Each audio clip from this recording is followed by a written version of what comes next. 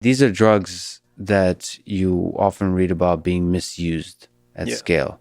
I mean, the misuse is the problem, right? Yeah. No matter what the drug is. Yes. And that's actually what you're pushing for is education, and it should be legal and should be good. So people should know what's the difference between proper use, positive use, and misuse. I mean, one public figure who has been going through this is Jordan Peterson. He's been public about his Hmm. struggle of getting off benzos, the withdrawal he's going through. I mean, what are your thoughts about the misuse of benzos or opioids and so on, the epidemic that people talk about? Yeah, I don't know Jordan's specific case, but certainly with benzodiazepines in general, we talked about withdrawal earlier. When Yeah. I said that with alcohol withdrawal, you can die. So benzos and alcohol, they're closely related.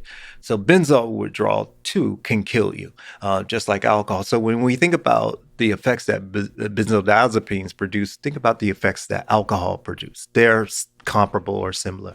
And so I know that it's a difficult one to wean yourself off if you develop the dependence. But we have protocols for that, and I hope he's okay. It's interesting you say we have protocols for that, but from my understanding was that like the protocols aren't standardized. It feels like a lot of doctors aren't as helpful as they could be in this process. Like it's a bit of a mess.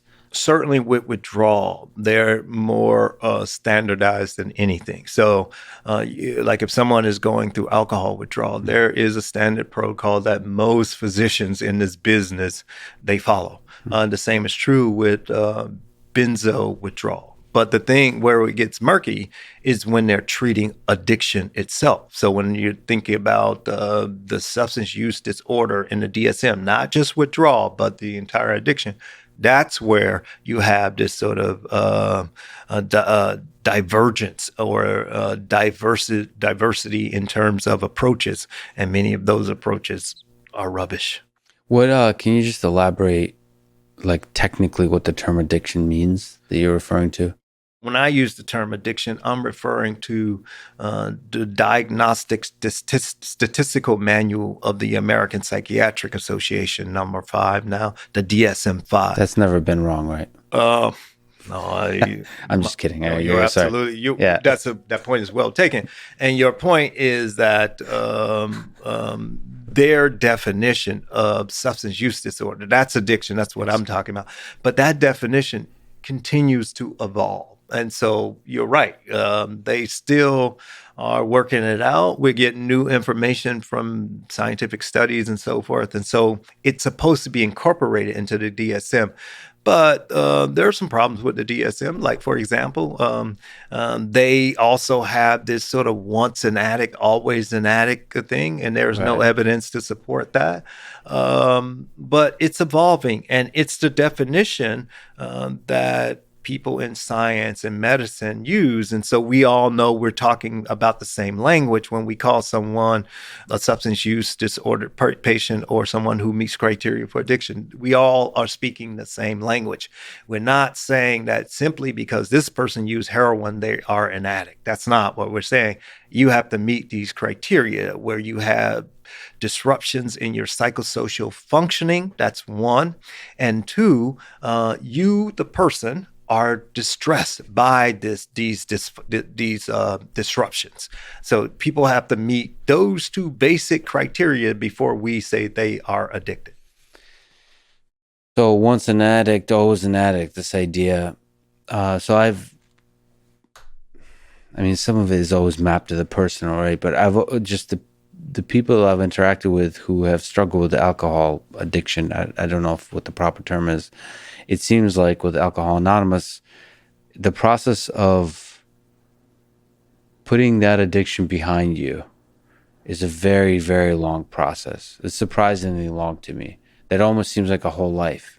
Like he's not always an addict, but it takes decades. It seems like. What is that?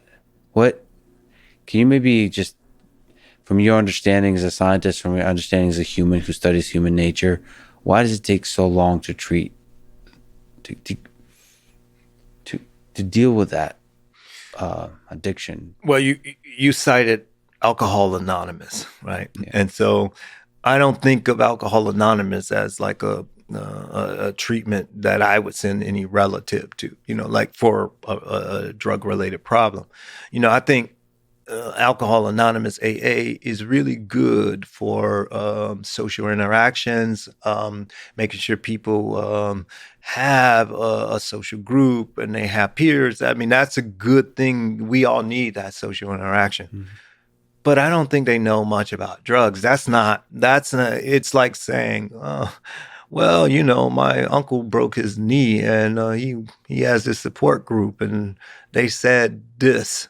And then we follow that. That doesn't make any sense. But in our society, judges even sentence people to go to AA.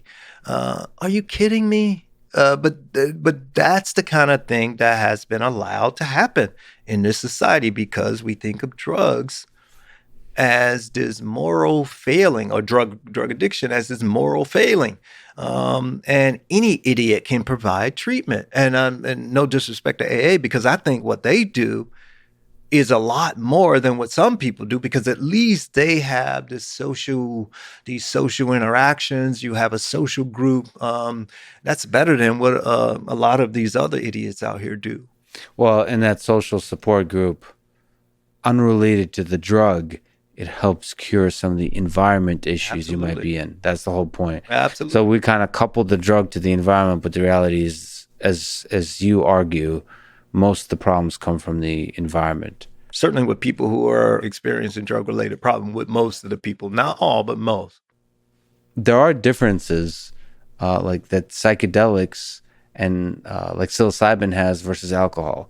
Yeah. I personally think, I've enjoyed both experiences in different ways.